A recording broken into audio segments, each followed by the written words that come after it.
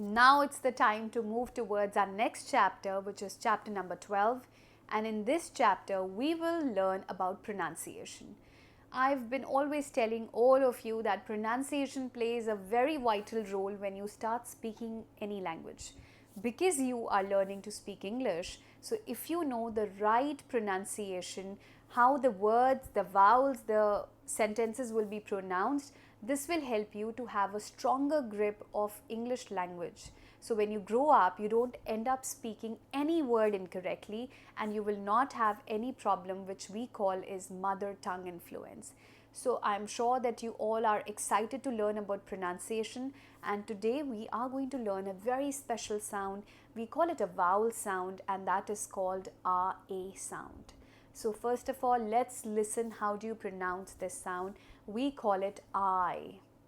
A lot of Indians would pronounce this sound as I, but I would like to tell you that there is no sound in English with a combination of R plus E. Remember, here the right combination that you're going to use is I. So first sound is R, the second sound is A, R, A. Together when you say the sound, it becomes I.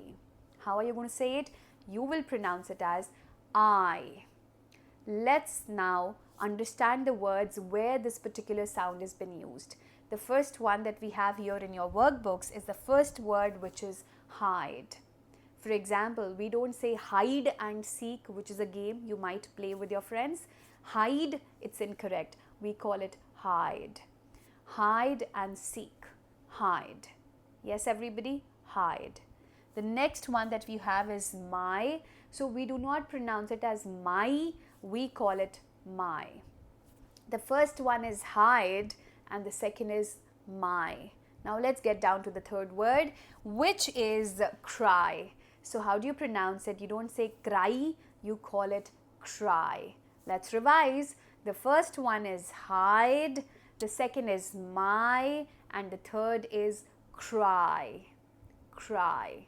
The next is fly. So we call the word not fly, we call it fly. I like to fly in the air. The butterflies fly in the air. Fly. The next word that we have is drive. So we call the word as drive.